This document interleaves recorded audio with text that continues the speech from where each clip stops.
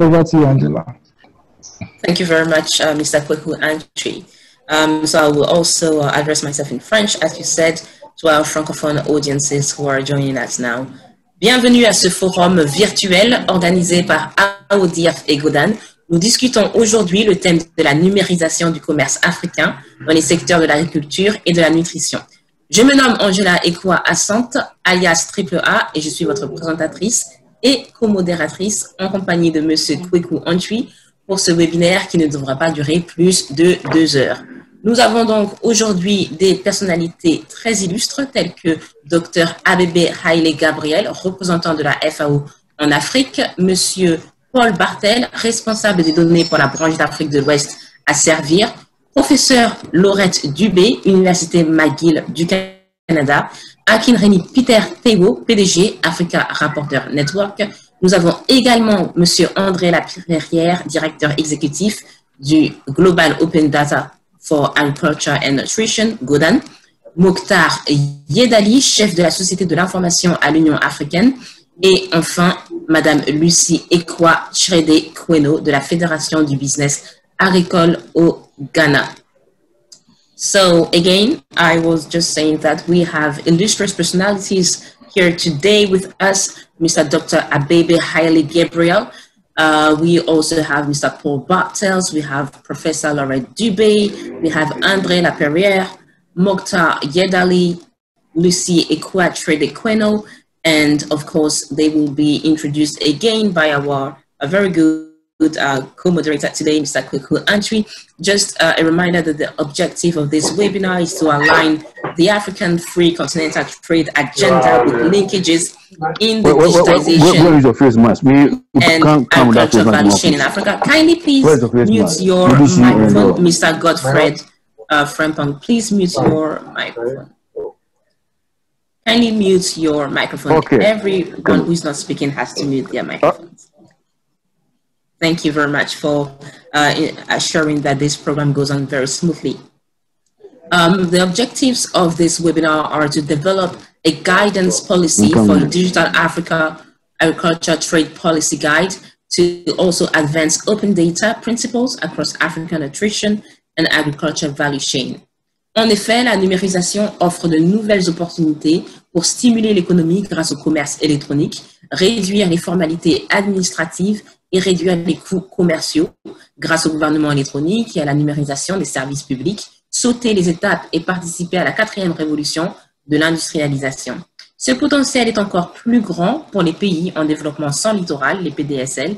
Malgré ces opportunités, il existe plusieurs limitations auxquelles les pays africains continuent de faire face, dont certains sont liés à l'infrastructure actuelle, aux fossés numériques et technologiques.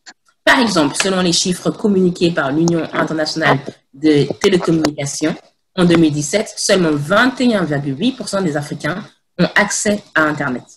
Dans ce contexte, une question clé se pose.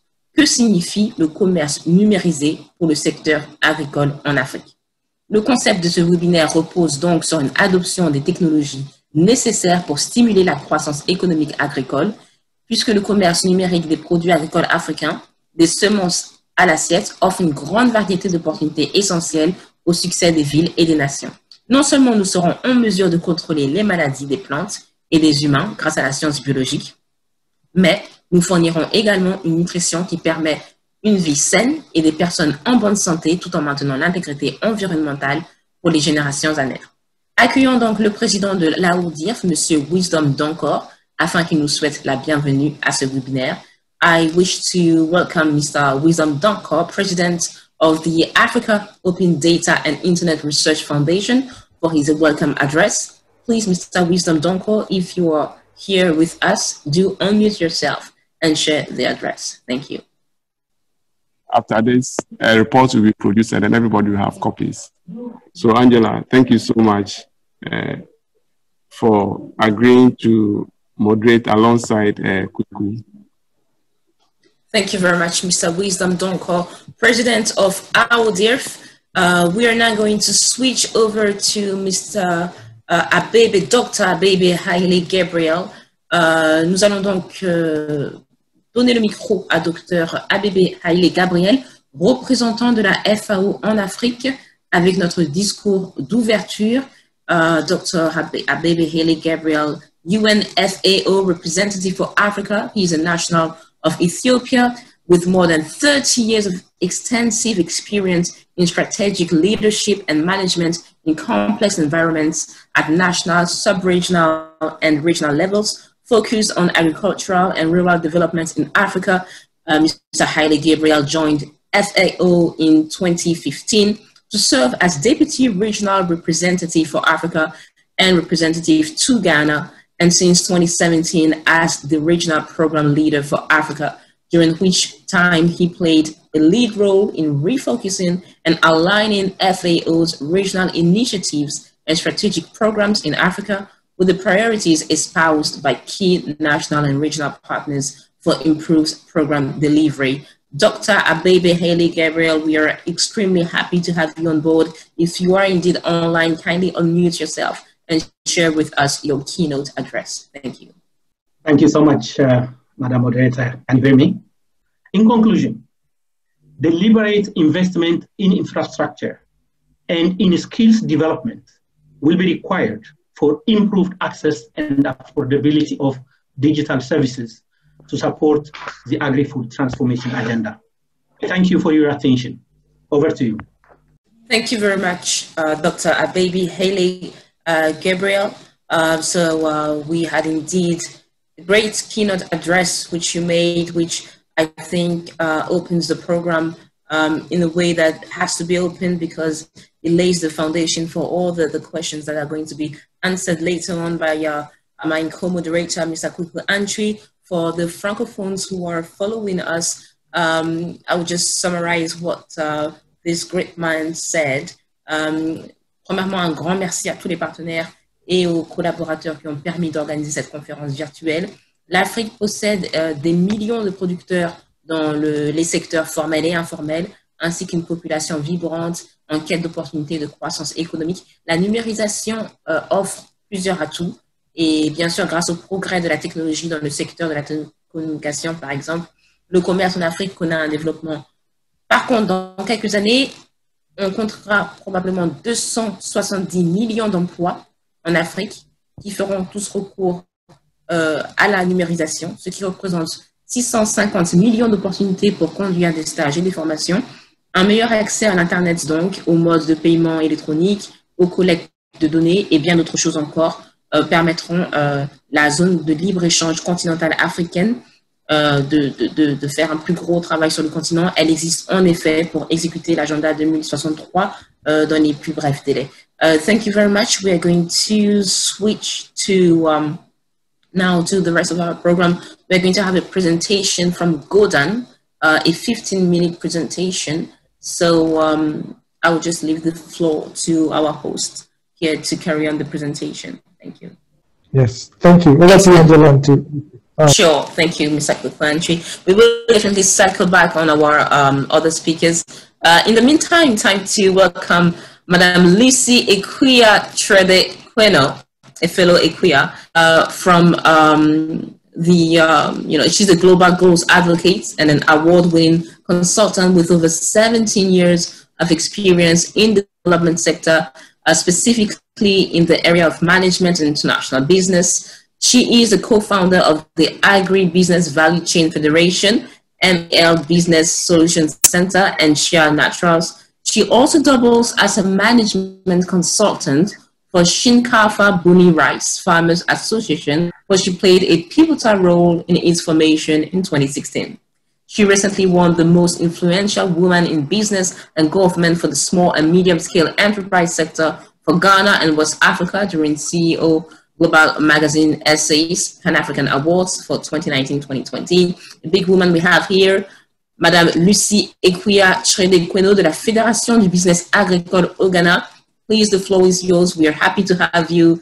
Thank you for your bright smiles right in this webinar session. Kindly take the floor. Thank you, Triple A. Thank you, everybody. Thank you, Mr. Kwekwenchi. Yes, you've said it all. And, well, I'm an African woman, and being here to represent Africa in the trade and digital platform in the thematic area of the Africa trade Africa Free Trade Continental Agreement, and then the 2063 is a huge opportunity for me. Thank you so much, Madam fellow Akua. Great points that you made with a lot of passion. I have to make a quick summary for our francophone audiences. Madame Lucie Akua demandait spécifiquement, particulièrement, qu'est-ce que la zone de libre-échange continentale africaine signifie-t-elle pour les petits fermiers, pour les petits commerçants? Si 21,8% de la population africaine est connectée à l'Internet, qu'en est-il des 70% qui ne le sont pas? La numérisation apporterait des solutions donc, pour réduire le gaspillage alimentaire, par exemple, ou encore à travers les réseaux sociaux, le fermier sera capable de communiquer sa production avec ses clients. La numérisation aidera encore le fermier à mieux gérer ses finances et bien d'autres choses encore. Il y a effectivement un grand besoin d'adhérer à la numérisation dans les secteurs agricoles et de nutrition. Maintenant, nous allons voir si nous sommes donc en compagnie de professeur Laurette Dubé de l'Université McGill au Canada. Let's see if we are now in the company of Professor Laurette Dubé from the University of McGill in Canada. Madam Laurette Dubé, if you are around, we will be extremely happy to hear you, so please unmute yourself and carry on. And if not, we will have to check if we have the representative for Mokta Yedali, Mr. Moses. If Mr. Moses is around, please take the floor. Otherwise, I will give the microphone back to my co-moderator for the day, Mr. Kweku Antwi, for him to carry on with the program. Before we wrap it up, we have just about 30 minutes to go before we wrap everything up.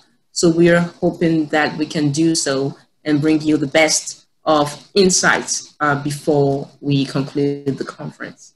So yeah, and just to make a quick point about Mr. Paul Bartel and his presentation on the internet, I do remember that even during the AGDIC in 2019, he mentioned that the cost of the internet is more complex than customers understand. So today's presentation, I believe, has really shown and explained why the internet is so expensive for now in sub-Saharan Africa, and also not to speed. But then this is information that will be available after the program because we are recording this conference. So this is definitely something that a lot of people will have to look at and really understand why it's like this. In terms of competition, there is a sense of more competition lately, at least in Ghana, between Vodafone and MTN, but indeed much more can be done. And one thing I would like to ask Mr. Paul Bartel, if he's still around, is how do you explain that downloading is way faster than uploading? So my personal experience, if I'm downloading something of 5 gig, first of all, chances are it won't go all the way. So I will have to use a downloading tool so that when it breaks, it can continue again. But then it might take maybe 5 to 10 hours. Uploading something of 5 gig is virtually impossible unless I break it down 1 gig maximum. So what makes downloading fast uploading? If there's anyone here who can answer this question, I think I would be very interested to understand. Great. Yeah, this is Jameson Olufi from speaking from Abuja, Nigeria, and I want to extend greetings to everybody, Angela, Kwaku, Wisdom, and everyone. Yes, great event. Well, Angela, the reason why maybe the issue with maybe download and upload speed, we have challenges there is with regard to the bandwidth. Actually, the bandwidth happens to be the analogy for that is the expanse of your road network. So if you have a 6-lane network, you can expect data to pass through compared to if you have a 2-lane road network.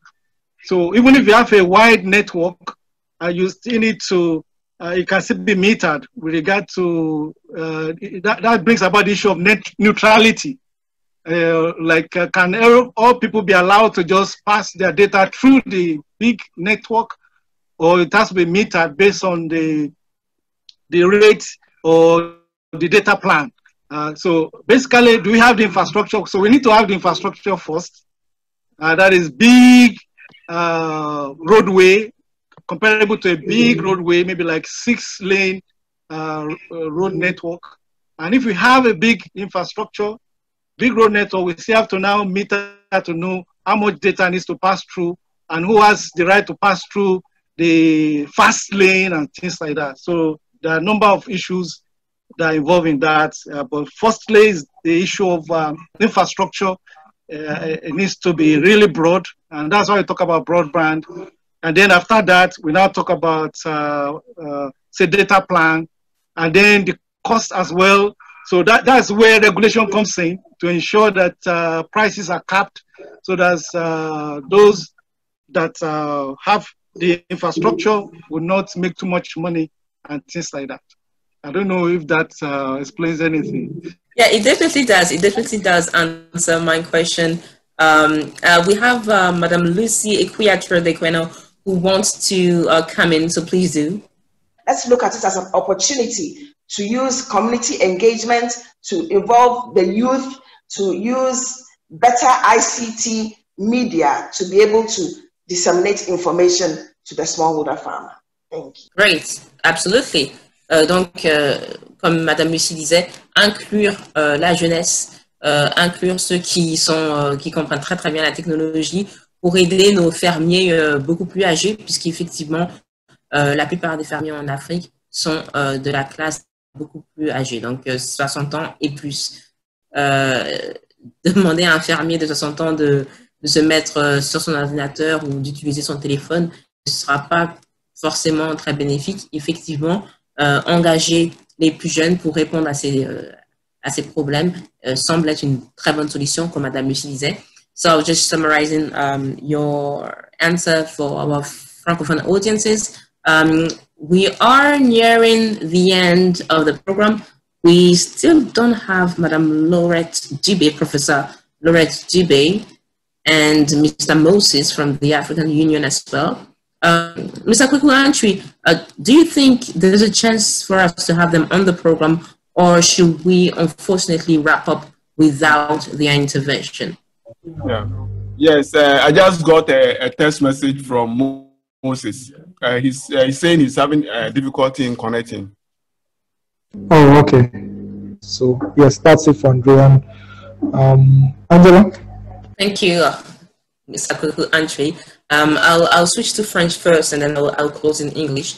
En effet, alors que la population africaine reste très jeune et que l'âge moyen des fermiers est de 50 ans et plus, c'est donc à la jeunesse africaine de s'investir dans le secteur agricole, de tendre la main aux générations plus âgées afin de les assister avec des solutions numériques pour une croissance économique.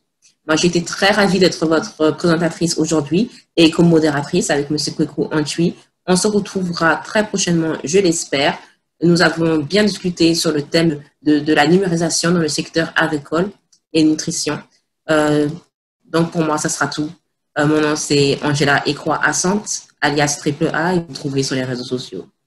So, indeed, I was saying that whilst, the African population is very young and that the medium age for farmers is 50 years and more and above, it's up to Africa's youth to invest themselves in the sector of agriculture and nutrition, for them to give a hand, lend a hand to the aging populations to assist them with digital solutions for the continent to keep growing. I've been very pleased and honored to be your MC and co-moderator for the day. My name is Angela Akua Asante, aka AAA, and it was a pleasure to with Mr. Andrew. Thank you.